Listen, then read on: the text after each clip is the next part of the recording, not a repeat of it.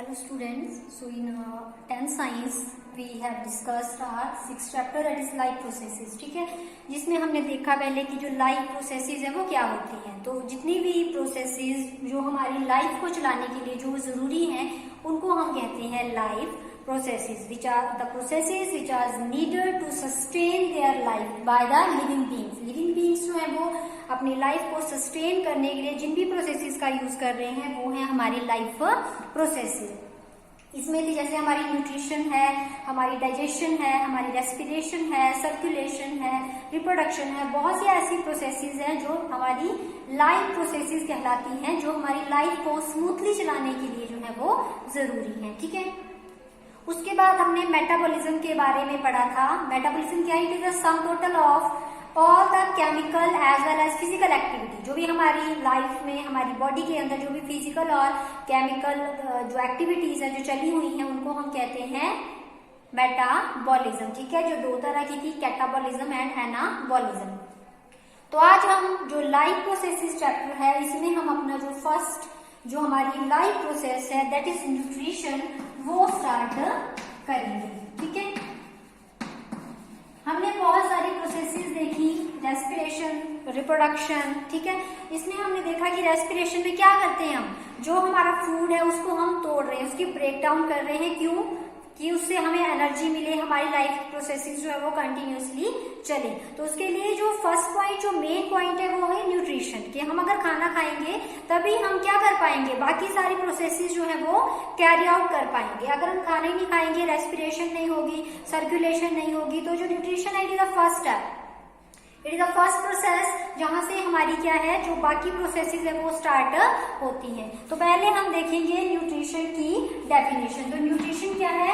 It is the process of intake and utilization of food. इसमें हम क्या करेंगे, खाना खाएंगे और उसको यूटिलाइज करेंगे अपनी बॉडी में। The process of intake and the utilization of food by an organism in the life process. अपनी लाइफ प्रोसेस में कोई ऑर्गेनिज्म जो है वो खाना ले रहा है, उसकी क्या कर रहा है, यूटिलाइजेशन कर रहा है, उसको हम कहते हैं न्यूट्रिशन। ठीक है, न्यूट्रिशन वर्ड जो बहुत ही ज्यादा इंपॉर्टेंट है, इसकी डेफिनेशन जो है वो सभी बच्चों को क्लियर होनी चाहिए। Process of intake and utilization of food by the living organism to carry out their life processes. में इतना भी लिख सकते हो आप लोग कि the process of utilization of food is called nutrition. ठीक है, न्यूट्रिशन क्यों जरूरी है? क्योंकि न्यूट्रिशन से हमें क्या मिल रहा है, न्यूट्रिएंट्स मिल रहे हैं। ठीक है, न्यूट्रिशन जो है वो nutrients the substances which are present in the nutrition, the substances which are needed for our growth. ऐसे सब्सटेंसेस जो हमारी ग्रोथ के लिए जो है वो जरूरी है और हम उसको ले रहे हैं क्यों, ताकि हमारी जो लाइफ प्रोसेसेस है वो ढंग से चले। ठीक है, तो वो हो गए हमारे न्यूट्रिएंट्स। बहुत सारे न्यूट्रिएंट्स होते हैं, कुछ अच्छे कुछ बुरे। आपको ऐसा तो है नहीं कि हम हमेशा हेल्दी फूड ही खाते हैं, बर्गर पिज्जा सब कुछ खाते हैं। ठीक है, तो उसको हम एक अच्छा फूड जो है वो कंसीडर नहीं करते हैं। जो एक हेल्दी फूड है उसमें आते हैं हमारे कार्बोहाइड्रेट, प्रोटीन्स हैं, फैट्स है, लेकिन उसमें क्या है, एक इक्वल अमाउंट की जो है वो क्या की गई है, डिस्ट्रीब्यूशन की गई है। इतने हमें कार्बोहाइड्रेट खाने हैं, प्रोटीन खाने हैं, फैट्स खाने हैं। अगर एक्सेस में कोई भी चीज हो जा रही है तो वो क्या करेगा, प्रॉब्लम क्रिएट करेगा। ठीक है, तो ये हो गई हमारी न्यूट्रिशन, एक हो गए हमारे न्यूट्रिएंट्स। न्यूट्रिशन होगी the process of intake and utilization of food, और न्यूट्रिएंट्स हो गए the substances which are needed to keep the things alive, या जो भी हमारी लाइफ प्रोसेसेस है जिनको कैरी आउट करने के लिए जो सब्सटेंस हमें चाहिए, जो हम न्यूट्रिशन के थ्रू जो है वो अपनी बॉडी में इनटेक कर रहे हैं, वो आगे हमारे न्यूट्रिएंट्स। अब न्यूट्रिएंट्स तो हमारे पास आ गए, लेकिन जो न्यूट्रिएंट हो, जैसे मैंने पहले बताया कि न्यूट्रिएंट जो वो कई तरह के होते हैं, तो हम पढ़ेंगे टाइप्स ऑफ न्यूट्रिएंट। न्यूट्रिएंट जो वो बेसिकली दो तरह के होते हैं। First one is inorganic nutrients and second one is organic nutrients. अब ये नई बात है कि इनऑर्गेनिक और ऑर्गेनिक जो है वो कहाँ से आएगी, तो केमिस्ट्री में आते हैं। ठीक है, तो first one is inorganic nutrients, second one is organic nutrients. तो जो इनऑर्गेनिक न्यूट्रिएंट्स है, जो हमारे अर्थ में जो सिंपलेस्ट जो न्यूट्रिएंट्स पाए जाते हैं उनको हम कहते हैं इनऑर्गेनिक। और इनऑर्गेनिक मीन्स जो सिंपलेस्ट फॉर्म में हमारी अर्थ में न्यूट्रिएंट्स पाए जाते हैं वो हो गए हमारे इनऑर्गेनिक। जैसे हमारे वाटर है या जैसे सोडियम है, क्लोराइड है, ये आ गए हमारे इनऑर्गेनिक न्यूट्रिएंट्स। और ऑर्गेनिक आ गए हमारे जिसमें कार्बन लगा है, जिसमें कार्बन अटैच होगा, जैसे हमारे कार्बोहाइड्रेट्स हैं या हमारे प्रोटीन्स हैं या हमारे फैट्स हैं, वो आएंगे हमारे ऑर्गेनिक न्यूट्रिएंट। तो इस चैप्टर में हम जो ऑर्गेनिक, अब हम बायो सेक्शन कर रहे हैं तो इसमें हम पढ़ेंगे जस्ट ऑर्गेनिक न्यूट्रिएंट्स के बारे में, जिसमें आएंगे हमारे कार्बोहाइड्रेट्स, हमारे प्रोटीन्स, हमारे फैट्स। तो जो ऑर्गेनिक जो हमारे न्यूट्रिएंट्स हैं ये 3 तरह के होते हैं on the basis of their function. Types on basis of function they perform, के जो न्यूट्रिएंट है वो हमारी बॉडी में कौन सा फंक्शन जो है वो परफॉर्म कर रहे हैं उसके बेसिस पे जो है कितने तरह के होते हैं, 3 तरह के होते हैं। First one is energy food, second one is body building food and third one is regulating food और रिपेयरिंग फूड। ठीक है, तो वन बाय वन देखिए इसको। फर्स्ट है हमारे energy food. Energy food means ऐसे फूड जो हमें एनर्जी देंगे। एनर्जी किस लिए, हमारी लाइफ प्रोसेसेस को चलाने के लिए। तो एनर्जी फूड में आएंगे हमारे कार्बोहाइड्रेट्स। इसीलिए जब भी हम फूड पिरामिड देखते हैं, ठीक है, तो फूड पिरामिड में जो कार्बोहाइड्रेट वो होंगे सबसे नीचे, मतलब हमारी बॉडी को जो सबसे ज्यादा चाहिए वो चाहिए कार्बोहाइड्रेट्स। फिर आते हैं हमारे प्रोटीन्स, जो हमें कार्बोहाइड्रेट से थोड़ी लेस अमाउंट में चाहिए वो है हमारे प्रोटीन्स, और जो सबसे लेस अमाउंट में चाहिए वो है फैट्स। लेकिन फैट्स में यहाँ पिज्जा और बर्गर नहीं आएंगे, वो आएंगे जैसे हमारे घी है, ठीक है, जो हमारी बॉडी को चाहिए। ओके, तो फर्स्ट आ गए हमारे एनर्जी फूड, ऐसे फूड जो हमें एनर्जी दे रहे हैं, कार्बोहाइड्रेट। सेकंड है हमारे बॉडी बिल्डिंग फूड, नाम से पता लग रहा है बॉडी बिल्डिंग, जो हमारी बॉडी बनाएंगे, ठीक है, बॉडी को बिल्ड करने में हेल्प करेंगे। तो इसमें आ जाएंगे हमारे प्रोटीन्स, मिल्क है, एग्स है, ठीक है, तो ये आ जाएंगे हमारे body building food. Third one is regulating food means जो रिपेयर करेंगे हमारी बॉडी को। अब नॉर्मली क्या होता है, जैसे कि हमारे बॉडी पार्ट जो है वो कहीं से कट रहा है या जैसे एक्सीडेंटल चांसेस हो रहे हैं, ठीक है, तो उसमें क्या होगा, रिपेयरिंग जो फूड है उसकी जरूरत हमें पड़ती है, तो उसको हम कहेंगे रेगुलेटिंग फूड। ठीक है, जैसे हमारे विटामिन है, अब जैसे कि आपने देखा है कि अगर हमें देखने की प्रॉब्लम है, नाइट ब्लाइंडनेस है, vitamin A is required. Blood कहीं से हमारा हाथ कट रहा है, ब्लड क्लॉटिंग की जरूरत है, ब्लड क्लॉट बनना चाहिए मतलब उस टाइम, क्योंकि ब्लड क्लॉट नहीं बनेगा तो जो हमारा ब्लड है वो निकलता रहेगा बाहर, हमारी बॉडी में क्या हो सकती है, प्रॉब्लम हो सकती है। तो उस टाइम हमें किस विटामिन की जरूरत पड़ेगी, विटामिन के। तो जो रिपेयरिंग फूड है हमारे, जो क्या कर रहे हैं, हमारी बॉडी को रिपेयर कर रहे हैं, these are called regulating food और रिपेयरिंग फूड। इसमें आएंगे हमारे जितने भी विटामिन हैं और जितने भी हमारे मिनरल्स हैं। ठीक है, तो ये थी हमारी types of nutrients on the basis of function which they perform. Energy food, carbohydrates, body building food, proteins, and regulating food are vitamins and the minerals. Okay, तो आई जस्ट होप आपको ये जो न्यूट्रिशन और जो nutrients है, types of nutrients है, वो clear है। ओके, नेक्स्ट हमारे पास आता है modes of nutrition. Modes of nutrition, ये बहुत ही ज्यादा इंपॉर्टेंट टॉपिक है, सभी बच्चे ध्यान से देखेंगे। मोड्स ऑफ न्यूट्रिशन, अब ऐसा तो अब आपने देखा है कि हमारी जो अर्थ है उस पर डिफरेंट तरह के जो ऑर्गेनिजम्स है वो पाए जाते हैं। तो ऐसा नहीं है कि जो न्यूट्रिशन, जो इनटेक ऑफ फूड है वो सभी में एक जैसा हो, या मान लो कि जैसे कुछ मल्टी सेलर ऑर्गेनिज्म है, कुछ यूनिसेलर ऑर्गेनिज्म है, तो यूनिसेलर ऑर्गेनिज्म भी सारी प्रोसेसेस जो है वो कैरी आउट करेगा, तो उसमें भी कोई ना कोई मोड जो है वो न्यूट्रिशन का होगा कि कैसे उसने इनटेक करनी है फूड की, कैसे उसने अपनी बॉडी में उसको यूटिलाइज करना है। तो इसमें हम पढ़ेंगे डिफरेंट मोड ऑफ न्यूट्रिशन, जो डिफरेंट जो ऑर्गेनिज्म है वो किस तरीके से जो है वो न्यूट्रिशन ले रहे हैं। तो फर्स्ट जैसे न्यूट्रिशन जो वो पहले होती है 2 तरह की, ये आपने 7th क्लास में भी पढ़ा है, phototrophic and second one is heterotrophic. Phototrophic and heterotrophic. Photo का मतलब autotrophic and heterotrophic. Auto means self, ठीक है। ट्रॉफिक मीन्स सिंथेसिस, नाम से पता लग रहा है autotrophic, auto means self, trophic means synthesis. इसमें क्या होगा, जो भी ऑर्गेनिज्म है वो अपना खाना बाय सेल्फ खुद बनाएगा, ठीक है, वो होगी हमारी ऑटोट्रॉफिक। ऐसी न्यूट्रिशन जिसमें कोई ऑर्गेनिज्म जो है वो अपना खाना खुद बना रहा है वो होगी ऑटोट्रॉफिक। तो आपको पता है कि ऑटोट्रॉफ कौन होते हैं, प्लांट्स। प्लांट्स जो है वो अपने खाने के लिए किसी पे डिपेंड नहीं है, वो अपना खाना खुद बनाते हैं। तो ऑटोट्रॉफिक में हमारे आ जाएंगे हमारे ग्रीन प्लांट्स। सेकेंड है हमारा heterotrophic. Hetero means others and trophics against means synthesis. तो इसमें क्या है, जो ऑर्गेनिज्म है वो अपना खाना बनाने के लिए, अपने खाने को सिंथेसाइज करने के लिए जो वो किस पे डिपेंड है, ऑन अदर्स, अदर्स दूसरों पे डिपेंड है अपने फूड को बनाने के लिए। तो ये हो गई हमारी हिट्रोट्रॉफिक न्यूट्रिशन। ओके, तो जो ऑटोट्रॉफिक है it is again of two types. ये फिर से दो तरह की होती है। ये आई अब यहाँ पे photo autotrophic and chemo autotrophic, ठीक है। Photo autotrophic and chemo autotrophic, अब ये नई चीजें हैं। फोटो कीमो ऑटोट्रॉफिक तो आपको पता है, इसमें जस्ट दो वर्ड जो है वो नए आए, फोटो और कीमो।